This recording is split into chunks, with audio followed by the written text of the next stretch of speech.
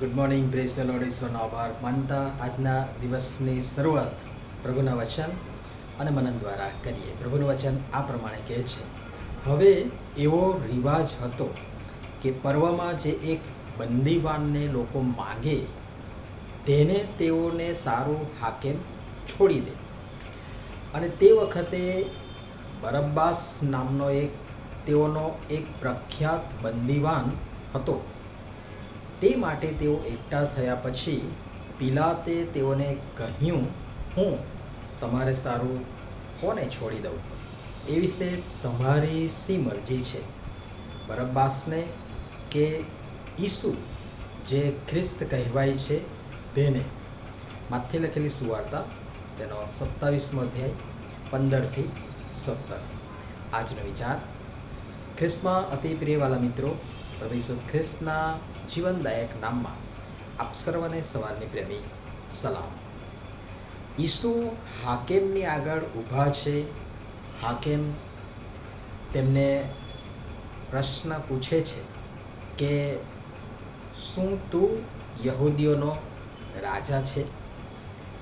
ત્યારે ઈસુ તેને એટલે કે પિલાતને, હાકેમને કહે છે કે તું પોતે કહે છે. મુખ્ય યાજકોએ તથા વડીલોએ તેમના પર બટ્ટો મૂક્યા છતાં ઈસુ કંઈ જ બોલતા નથી.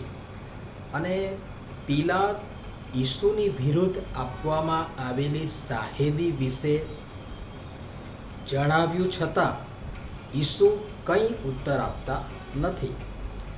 અને એનાથી પિલાતને પણ અચરજ થાય છે, કેમ કે તે પોતે જાણતો હતો કે ઈસુ નિર્દોષ છે, નિષ્કલંક છે, પણ મુખ્ય યાજકો અને લોકોના વડીલોએ અદેખાઈથી, ઈર્ષાથી તેને સોંપ્યો હતો. અને તેથી ઈસુને બચાવવા અને છોડી દેવા તેણે એટલે કે પિલાતે, હાકેમે પણ પ્રયત્ન કર્યા છે. અને રિવાજ પ્રમાણે પર્વમાં લોકો માટે હાકેમ લોકો માંગે એ બંદીવાનને છોડી શકતો હતો.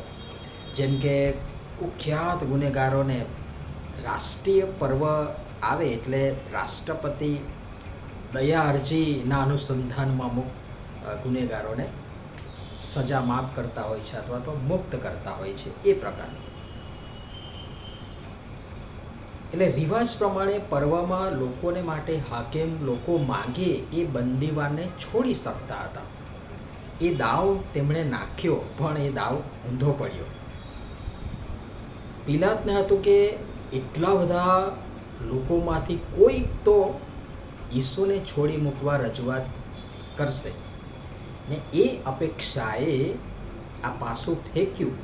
પણ મારા વાલાઓએ ઈસુને બદલે કુખ્યાત ખૂની, લૂંટારો એવા બરબ્બાસને છોડવાની માંગણી કરી. આજે આપણા જીવનમાં પણ આ બે પસંદગી વારંવાર કરવાની થાય છે અથવા તો આવતી હોય છે. બરબ્બાસ કે ઈસુ જે ખ્રિસ્ત કહેવાય છે તે. અને કહેવામાં મને જરા પણ અતિશયોક્તિ નથી થતી કે આપણે બેશક, બે મત, બે ઝીઝક આજે પણ એ બરબ્બાસની જ પસંદગી કરીએ છીએ. અને ઈસુ ને આજે પણ અને હમણાં પણ આપણે વધસ્તંભે જણાવીએ છીએ ને સીધી કે આડકતરી રીતે આપણા વાણી, વર્તન, વિચાર, વ્યવહાર, વલણ દ્વારા ઈસુને વધસ્તંભે જણાવવા અથવા તો જણાવવા સારું રીતસરના આ ટોળાની જેમ, આ લોકોની જેમ બૂમો પણ પાડીએ છીએ. આપણે આગળ બધું ખુલ્લું છે. આપણે તો દેવની કૃપામાં તેમના આપેલા આ વચનો દ્વારા બધું જ જાણીએ છીએ, સમજીએ છીએ, છતાં ખોટી દિશામાં જઈએ છીએ, ડાયવર્ટ થઈએ છીએ, ખોટી પસંદગી કરીએ છીએ. અફસોસ છે. ચાલો, અત્યાર સુધીની વાત પ્રભુ દયાળુ છે, કૃપાળુ છે, કરુણા સાગર છે, દયા સાગર છે. માફ, પણ પછી શું? પ્રભુ આજે પણ હમણાં પણ એક નહીં પણ અનેક તકો આપણને આપે છે. બરાબાસ કે ઈસુ ખ્રિસ્ત. પ્રભુ યોગ્ય પસંદગી કરવા આપણ સર્વની સહાય તથા મદદ કરો. નમ્ય પ્રાર્થના કરીએ. પ્રેમાળ પિતા, જીવનના આવા અઘરા ને કપરા અનિર્ણિત સમયોમાં યોગ્ય નિર્ણય લેવા અને એ દ્વારા યોગ્ય પસંદગી કરવા કૃપા કરીને અમારી સૌની તમે સહાય તથા મદદ કરો. પ્રભુ ઈસુના નામમાં આમેન. ધન્યવાદ.